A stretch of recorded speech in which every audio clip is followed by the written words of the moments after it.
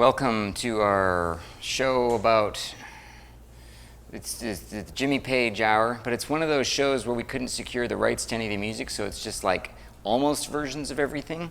That's right. Reasonable Facsimile is the name of this episode. So this happens very infrequently that we see a number of instruments in the same, signature collection for an artist. Also, we don't carry Gibson Custom Shop, so it's rad to have three guitars from the custom shop for one artist.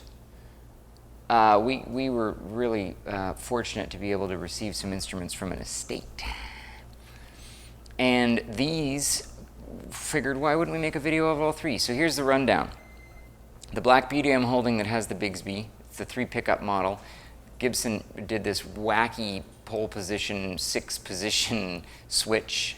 It'll blow your mind, it's lots of fun. I'm gonna start there because this is what Page played all those session, I always think of short-haired Page in the sessions, and then like Yardbirds sort of era Page with this guitar.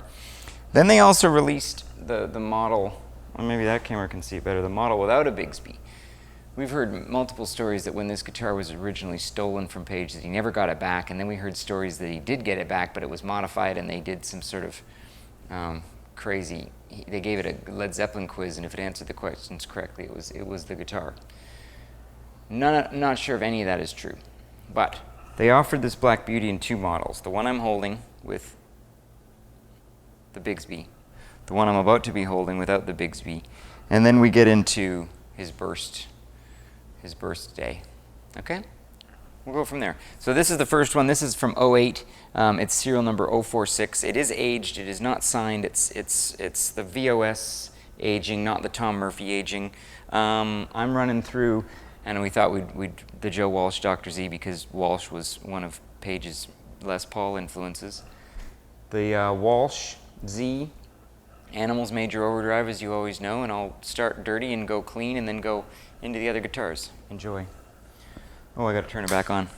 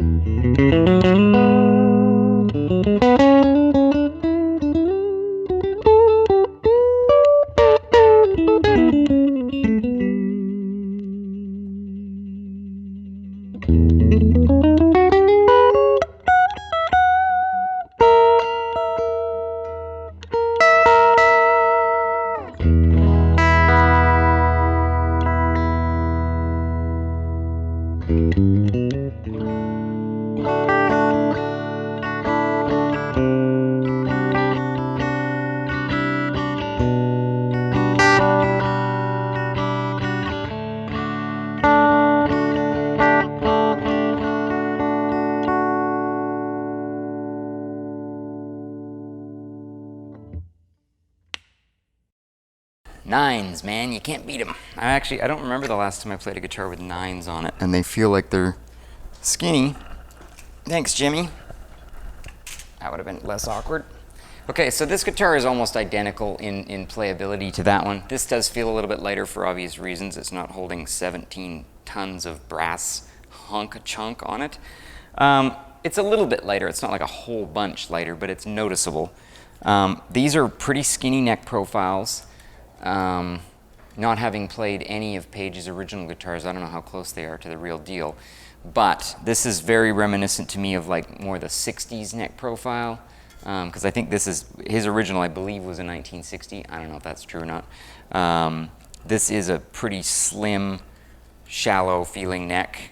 This feels more, this to me right off the bat feels more like the Black Beauties that I've played more often, of any era, you know, late 60s.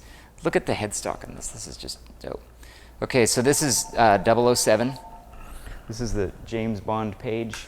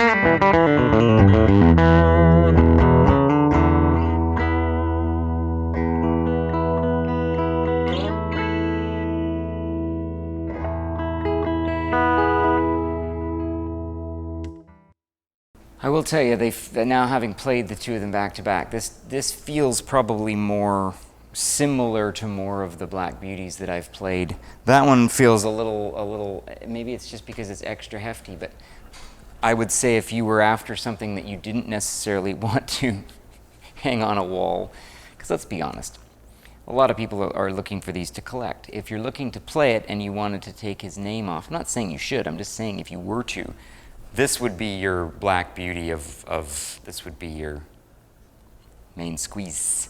Okay, so amps on standby. I'm gonna get to the one that I was most curious about because I'd never seen or played one of these before. This is the number 2. I'd seen number 1 before. A couple of examples actually of the number 1s, and they were really, really nice guitars, and I was hoping this one was going to be as well, and I was not disappointed. This has probably the most switching capabilities. You'll be able to read on the website and on Gibson's website about what all the switching there does. As I said, the pole position. Remember that video game? That's what I was referring to. This one, however, has all the switching that Page had installed on his second, like if you want to think of it as the backup to number 1. But there's a series parallel switch right underneath or above the mounting screw. Then there's a phase reversal switch, which basically if you're just in that, it's like on an acoustic these days, if it's making weird noises, just, there's no right or wrong answer, just get yourself See ya? And then everything else on the instrument, I hope this camera can see what I'm doing here, but everything else on the instrument is push-pulls on both volumes and both tones. These are the burst buckers. One is a Alnico 3 and one's a 5, I believe. But otherwise, very much what I was mostly concerned with is it the really thin flame and kind of the more tigery brownish tint that his number 2 had, as opposed to the real iced tea look that his number 1 did? And yeah, it does. I don't know if this camera is going to be able to see it. I can see it from my angle. That really thin flame, and it wasn't, even the original wasn't overly flamed. But again, super duper skinny little neck. Light for a Les Paul, I will say that. Let's see if I'm in the right. Okay, so if I'm in the bridge position in the series parallel, listen to how thin this gets. This is the most interesting one, and then I'll shut up.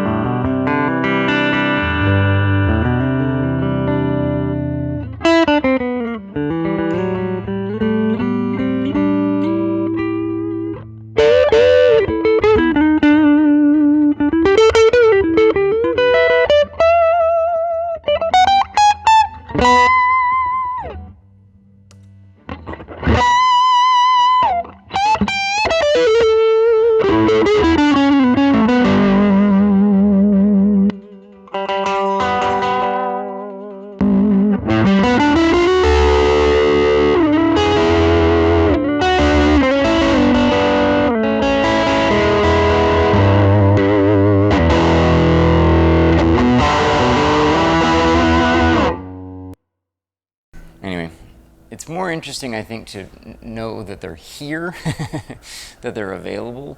If you're a ridiculous Page fan, like if you own one of those dragon suits or with the planets on your pants, I want you to send me an email showing us you playing this guitar when you get it home. See what I did there? And in your dragon suit.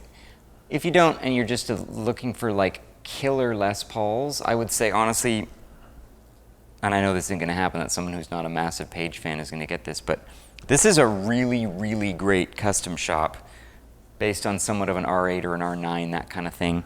That beauty without the Bigsby, very, very nice example of it. If you need a Bigsby on your Black Beauty because you're doing sessions in London in the mid-60s, have I got a surprise for you. Anyway, email us, info@artisanguitars.com. This is the Jimmy Page Custom Shop collection, a 2010, a couple of them from 08, based on his 60, based on what they think is a 59. This is JP2021. The Z, that's the Joe Walsh amp, and the Animals Major Overdrive. Thanks for watching, and you can comment on anything you like, including this lick that I assume was played by Jimmy Page because it was on a Joe Cocker record. Adios.